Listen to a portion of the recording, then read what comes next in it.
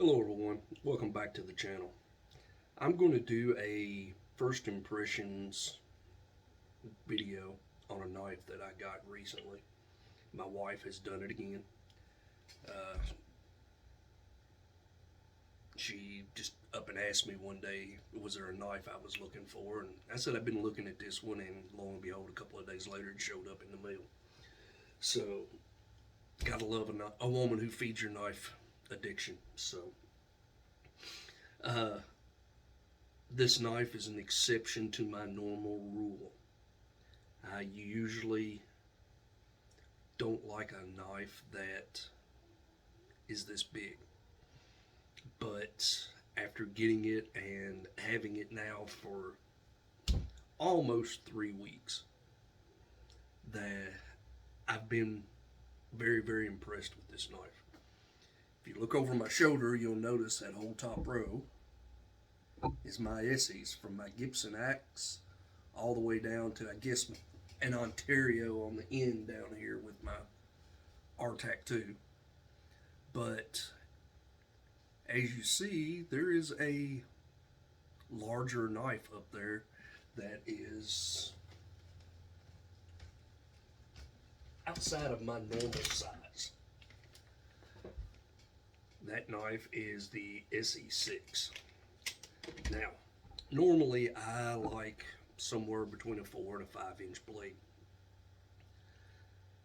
I think with this one, the thing that makes it the exception is the finger choil, because that still allows me to choke up and maintain control, which is usually something that I find is an issue with larger, longer blades, is having that control.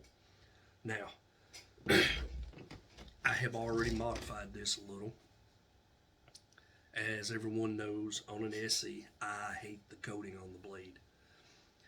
It creates drag.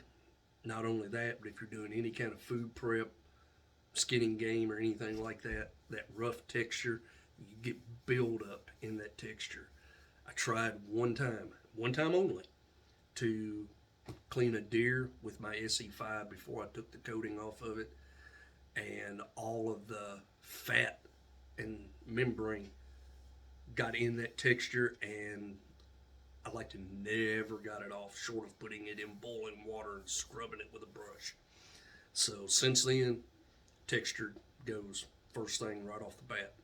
Now, when I stripped this one, I did keep the coating on under the handles. And I noticed with my ESEE 5 and my ESEE 3 that when I stripped the finish off and put the handles back on, if I got them wet, it would rust underneath the handles. So periodically I pull the scales off, clean all that off on those if I'm using them. But I think with this one, the thing that changes the whole concept for me is that right there, because that still lets you choke up and use that knife.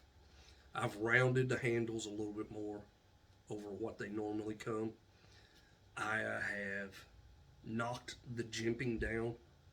I'm not a big fan of jimping, but one thing that I just absolutely cannot stand is if you're choking up on it or you got your thumb up there, if it bites in and causes pain, it's got to get knocked down. So I've knocked that down. I haven't put a 90-degree spine, on this one. The finish is just the natural finish that's left after you strip the black coating off. They, I think, bead blast the blades before they coat them to help with the adhesion process. So when you strip that finish off, that's usually what you got left. And I kind of like that gray look, so I've left it at that. Now, the edge on this one, I haven't redone the edge. I did take a fine diamond stone and a fine Arkansas and then strop it, just so that I could get all the factory grind marks out of it and polish the edge out. but that's all I've done. I haven't changed the angle or anything like I normally do on the ESEEs. I figured on this one I would leave it alone and see what it would do after I got it polished out. So far, no issues. Now, for size, let me get this down here.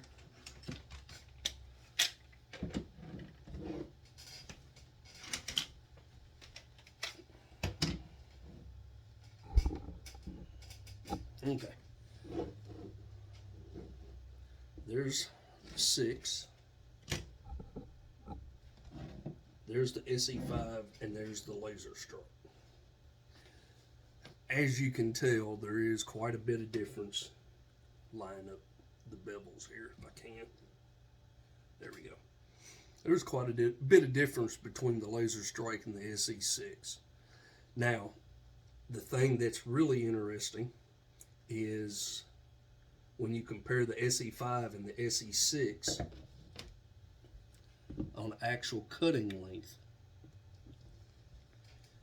there's not a whole lot of difference. According to the ESEE website, the actual cutting edge on this is 5 3/4 inches. So it's only about 3/4 of an inch longer than the SE5. Now, the handles on the SE6 and the SE5 are identical. I have actually checked it and swapped those out, and they both will fit. Now, have to keep the appropriate hardware with each knife because the SE5 is 1/4 inch and the SE6 is only, I think, 3/16. It's the same thickness as the laser strike. I don't know if you can get that up and see that. There we go. Let me put these others back up.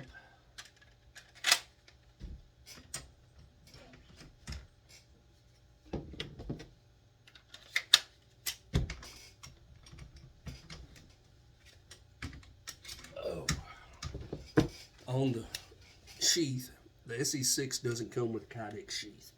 Comes with that poly, whatever it is, that the SE3 and the SE4 come in. I did paint it green.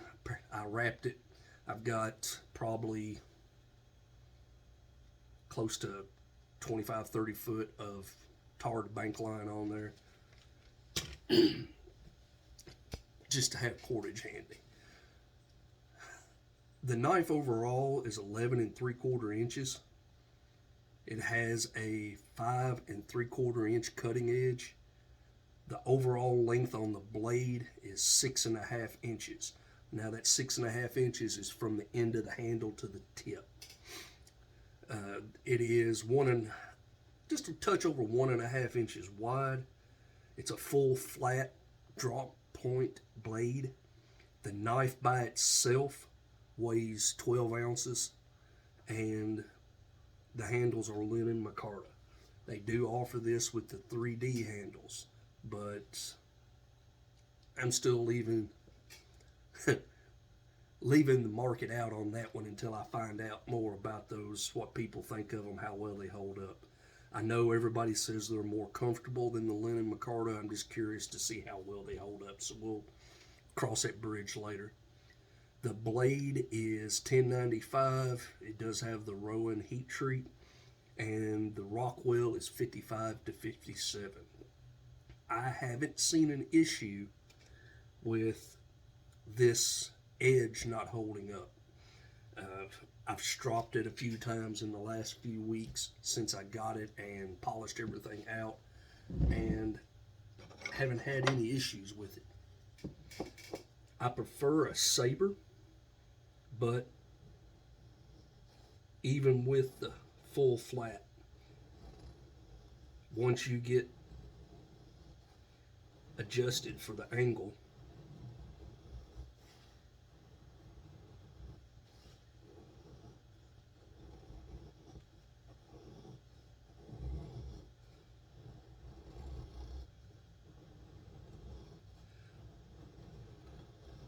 this is an old piece of willow.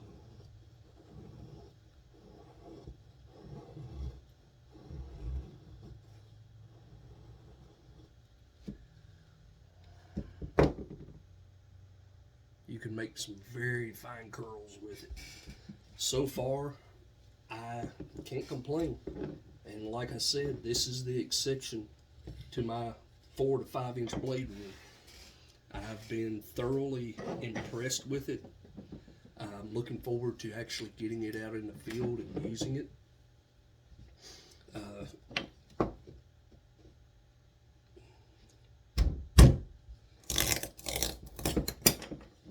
As far as busting up some kindling with it, it's doesn't pop it apart as well as a saber grind, but there's no issues with it. That saber has a tendency to wedge it wider and quicker, but that's just a difference in the grind.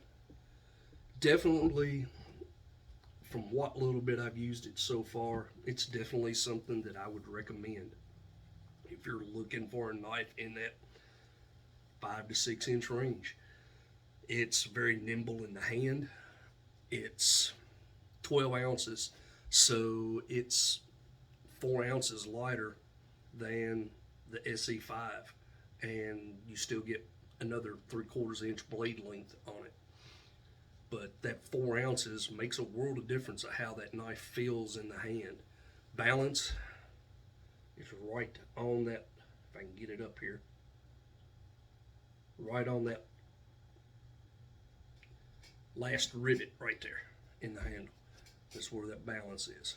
So it makes it an exceptionally wieldable blade for carving.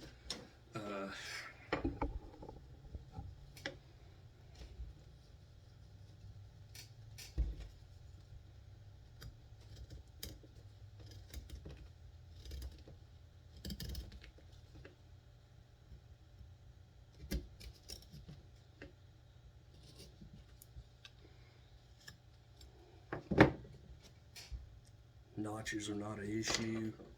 If you wanted to